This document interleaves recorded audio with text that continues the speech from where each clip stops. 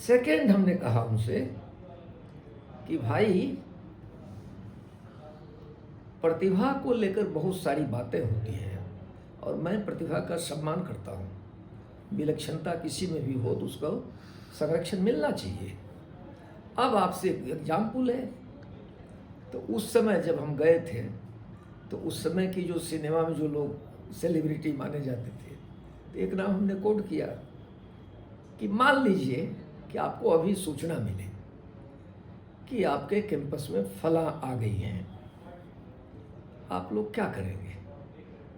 तो कहा कि नहीं, हम लोग तो देखना पसंद करेंगे, एक बार देखने जरूर जाएंगे। तो बोले क्यों जाएंगे? तो बोले कि यूनिक है। तो बोले so second parameter of the development must be survival of the यूनिकेस्ट।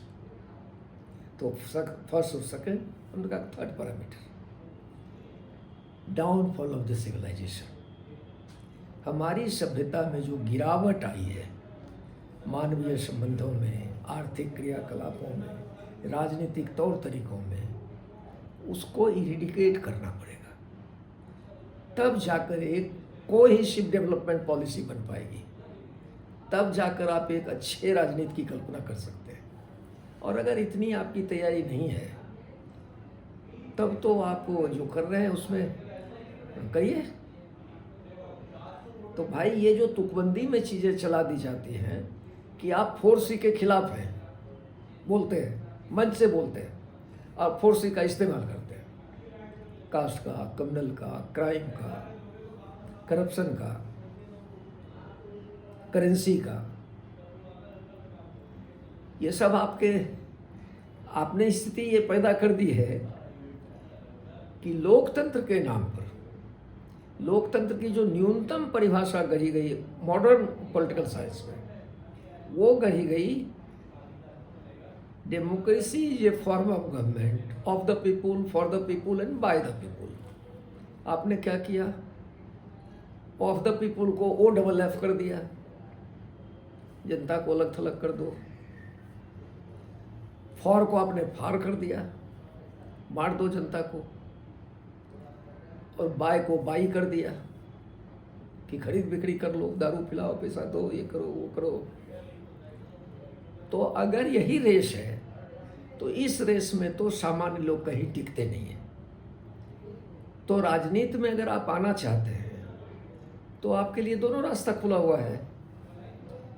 आप जहाँ सक्सीड कर सकते हैं वहाँ जुटिए। तो अगर आपके पास पैसा है, बहुत कुछ है, तो उसका ट्रेनिंग स्कूल चलता ही रहता है, कर लीजिए उसको। नहीं है, राजनीति समाज के लिए करना है, समाज सापेक्ष करना है, तो आपको इन बुनियादी चीज़ों पर एक राय दिमाग में बनानी पड़ेगी, तभी आप कोई चीज़ खड़ी कर पाएंगे। तो हमारा ऑब्जर्वेशन ये है कि इस तरह के चीज़ों को लेकर एक सिलेबस बन जाए।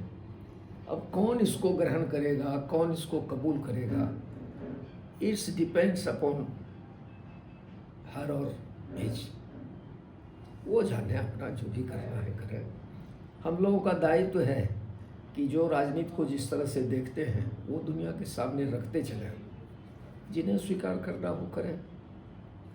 अब जो नई परिस्थिति बनी है इसका एक दिग्दर्शन जरूर होना चाहिए, एनालिसिस।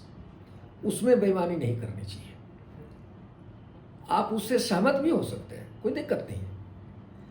बहुत साफ साफ है कि दुनिया में जो अमीर लोग हैं वो कह रहे हैं कि हम दुनिया के लोगों की गरीबी क्यों ढोएं, हम जनसंख्या को क्यों ढोएं। तो उसको नियंत्रित करने के लिए वो एक अभियान चला रहे हैं कि लोगों की संख्या लगातार घटती जाए। तो कोई भूखमरी से मरेगा, कोई बीमारी से मरेगा, कोई युद्ध में मरेगा, कोई पूरा जिंदगी घरेलू हिंसा में ही गुजार देगा। तो लोग हैं ही नहीं, लोग को भीड़ में बदल दिए, लोग को हमने वोटर में बदल दिया और लोग को हमने बेनिफिशियरी बना दिया। तो ये जो पूरा लाभार्थी समाज बनाने की कोशिश हो रही है, तो इसमें सामान्य लोग कहाँ टिकते हैं? समाज की अच्छाई की कल्पना को लेकर राजनीति करने की जो चेतना है, ये चेतना खत्म है और लोगों का लगातार दिमाग में बैठाया जा रहा है कि आप बेनिफिशरी हैं। तो कोई कहेगा 5 किलो गेहूं ले लो, वोट दे दो। और इसमें दोष केवल राजनेताओं का नहीं है। अब जैसे जनसुराज शब्द ही आप ले लीजिए ना भाई, वर्ल्ड बैंक के एजेंडा में एक शब्द है गुड गवर्नेंस, उसी का हिंदी अनुवाद है जनसुराज, जनता का सुंदर राज। और वर्ल्ड बैंक कह रहा है कि जनता के सुंदर राज का मतलब क्या है? तो मतलब ये है कि पूंजी ही उसको नियंत्रित करेगी, पूंजी ही उसको चलाएगा। तो सामाजिक काम को महंगा कर दो, राजनीतिक काम को महंगा कर दो। सामान्य आदमी राजनीति में आने के बारे में सोचे ही नहीं, लोग टकटकी निगाह से देखते रहें। कोई 5 किलो अनाज दे देगा, कोई 2500 रुपया दे देगा, कोई माई बहन योजना चला देगा, कोई साला साली योजना चला देगा, और 50 तरह की चीज़ें आएंगी जाएंगी, लोग करते रहेंगे। तो इस पूरी परिस्थिति में हमको आपको जो राजनीति को एक दिशा देनी है, उसको इस तरह से हम लोग एक सिलेबस में बांट सकते हैं कि फर्स्ट ओरिएंटेशन कोर्स चलाएंगे 10 डेज, सेकंड रिफ्रेशर कोर्स चलाएंगे 10 days, third 10 days practical course. एक आपका 30 दिन का कोर्स पूरा हो गया और इसको 6 महीने में पूरा करेंगे। इस बीच उनको कुछ टास्क देंगे, तरह तरह के टास्क देंगे। किन्हीं को कहेंगे कि आप इस पर लेख लिख के लाइए, किसी कहेंगे ये करके लाइए, ये करके लाइए, उसको कंपाइल करेंगे। इन सारे अनुभवों को, विचारों को बुकलेट में छापेंगे, इलेक्ट्रॉनिक मीडिया के लिए कारगर बनाएंगे, ये सब चीज़ करेंगे। तो इसको देख लिया जाए कैसे हो सकता है। ज़रूरत है इसकी, इतना हम मानते हैं।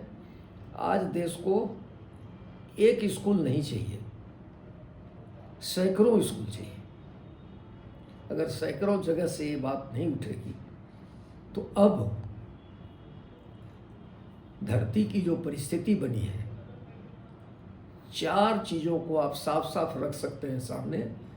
छोड़ दीजिए पूंजीवाद की बात, साम्यवाद की बात, समाज, कोई एक विचार अब दुनिया का समाधान नहीं दे पा रहा है।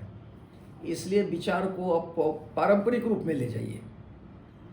कम से कम भारतीय पुरखों ने लिखा है, आनो भद्रा कृतवो जंतु विश्वतः, आने दो, जो कुछ दुनिया में अच्छी चीज़ें हैं उसको आने दो।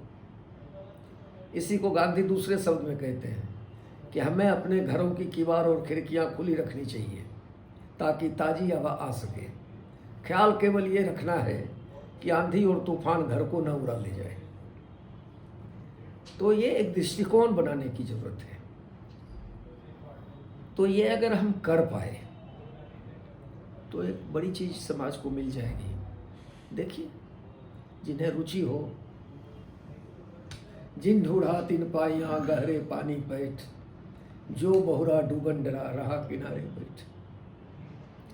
अभी जो पूरी परिस्थिति बनी है उसमें बहुत साफ साफ स्थिति बनी है भाई, कि पुराने बाप दादा कहते थे कि लोभी के गांव में ठग का उपवास नहीं होता है। जनता ने वो स्थिति बना दी, उन्होंने जनता को लोभी बना दिया और अब ये लोभ में अपने ठठेरे को पकड़ नहीं पाते हैं, ठग लेके ठगे चला जाता है। वो ठगी किसने किया वो साफ साफ दिखता है। तो ठगाते रहो तुम। अब इसमें एक हंसी मजाक में आपको बात बता रहे हैं। आज़ादी के बाद जो वोट पॉलिटिक्स देश में चला, सबने, एक नहीं एक पार्टी ने, सब पार्टियों ने मिलकर जनता को केवल ये समझाया कि आपको कुछ नहीं करना है, जो कुछ करना हमको करना है। आपको एक ही काम करना है, छोटा सा काम है कि वोट दे देना है। तो जनता ने कहा करिए इसलिए वोट ऐसा हुआ, ऐसा महत्वपूर्ण चीज़ है, चलो करके देखते हैं। तो सब बातों के लिए जनता निर्भर हो गई सरकार पर और वोट देने के लिए तैयार हो गई। दिया वोट। धीरे धीरे जनता की चेतना ये बनी कि भाई जब वोट से ये सब कुछ मिलता है तो हमको कुछ करने की जरूरत क्या है। तो जनता अपनी गलतियों को, कमियों को भी, गंदगियों को भी लेकर सड़क पर बैठ गई। तो कुछ लोग ऐसे भी सुरमा निकल गए जो पखाना करके बैठ गए और कहा राजनीतिक लोगों को कि भैया अब कुछ नहीं हो सकता, जरा के धो दो, हमारा साफ उफ कर दो ये सब भी। तो नेताओं ने उंगली डाली, धीरे धीरे पूरा हाथ चला गया अंदर, मुंह में डाल दिया। अब जनता खा रही है, चटपटा रही है। अब वो अब चढ़ के बैठ गए इन पर कि अब आ गए, करो क्या करोगे। तो ये जो राजा की तरह बिहेव कर रहा है राजनीतिक दल के लोग, राजनेता लोग, ये क्या लगता है आपको एक दिन में हो गया है? नहीं, ये लंबे अवधि से चीजें निकल कर आई हैं और इतना आसानी से ये जाने वाला नहीं है भाई। अब तो लोग बहुत साफ साफ लिख रहे हैं बायोडाटा में कि आपका पेशा क्या है, तो लिखते हैं कि मेरा पेशा राजनीति है। अब मैं 50 साल से खोज रहा हूं कि राजनीति अगर पेशा है तो इसमें आमदनी कैसे होगी। सही है। तो इतना ज्यादा लोभ लालच हो तो जनता एक तरह से आज सरकार की मोहताज हो गई है और सरकार जो है उसने पूंजी के सामने घुटना टेक दिया है और पूंजी अब कह रहा है कि हम राजनेताओं को पीछे से मदद करके क्यों राजा बनाए, जब इसी से वो राजा बनते हैं, इसके बगैर वो राजा नहीं बन सकते हैं, तो मैं खुद राजा बनूंगा। तो इसका सबसे ताज़ा उदाहरण जो बच्चों को जानना चाहिए, नौजवान पीढ़ी को,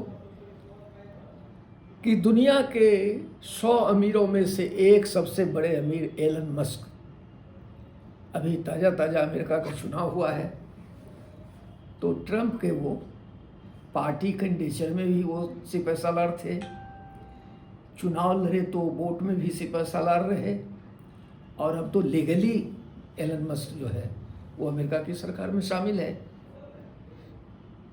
ये कल हिंदुस्तान में भी हो सकता है।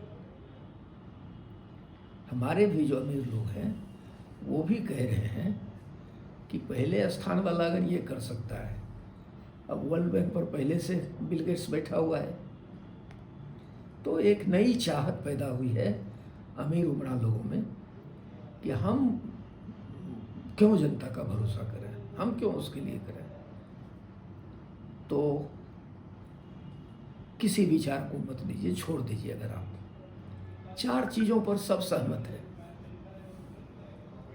ग्लोबल वार्मिंग बढ़ रहा है, धरती का ताप बढ़ रहा है, जनसंख्या का संताप बढ़ रहा है, घरेलू हिंसा से लेकर राष्ट्र और राष्ट्र के बीच की हिंसा का श्राप लग गया मानवीय सभ्यता को, और हम में से अधिकांश के सर पर चढ़कर पूंजी का पाप बोल रहा है। इस 4 से सभी लोग परेशान हैं, रास्ता उनको नहीं मिल रहा है। अब एक अंतिम बात जिसका सिलेबस में कहीं समावेश करना होगा कि आज के आर्थिकी का हम विश्लेषण कैसे करें। सुओ मोटो अगर विश्लेषण करेंगे, कह देंगे कि सबको नौकरी दे देंगे, 25 में हमारी सरकार बनवा दीजिए और दिसंबर आते आते 25 में हम प्रत्येक पलायन करने वाले लोगों को 12 से 15 हज़ार की नौकरी दे देंगे। अब कोई पूछ भी नहीं रहा है कि भैया नौकरी कहाँ दोगे, कुछ तो बताओ। गांधी जैसे आदमी ने कम से कम बताया था कि खादी में देंगे, ग्राम उद्योग में देंगे, खेती में देंगे, तुम कहाँ देने वाले हो? तो ये नहीं बताएंगे। अब हमको आपको परिस्थिति को कोरिलेट करना पड़ेगा। जैसे भारत सरकार का बजट आया, उन्होंने कहा, और बजट पर कोई प्रतिक्रिया नहीं आई किसी की। बजट 2 मिनट में पास हो गया। बाद में लोग बयान दे रहे हैं कि कुछ नहीं है, वो नहीं है, ये नहीं है, लेकिन सदन में नहीं बोला, सदन में विरोध भी नहीं किया, यानी सहमति दिया। उसने कहा है कि हम उत्पादकता बढ़ाएंगे और वो कृषि क्षेत्र में बढ़ाएंगे। इसका क्या मतलब क्या है? बहुत साफ है कि खेती का जो क्षेत्र है, वहाँ जो परिस्थिति है, उस परिस्थिति में खेती पूंजीपतियों के हाथ में दे देना है। कहाँ ले जाएंगे ये? शहर इनका रहने लायक नहीं बच गया है, प्रदूषण है और चीज़ें हैं, जनसंख्या का बोझ भी बढ़ रहा है, तो वो ये करेंगे।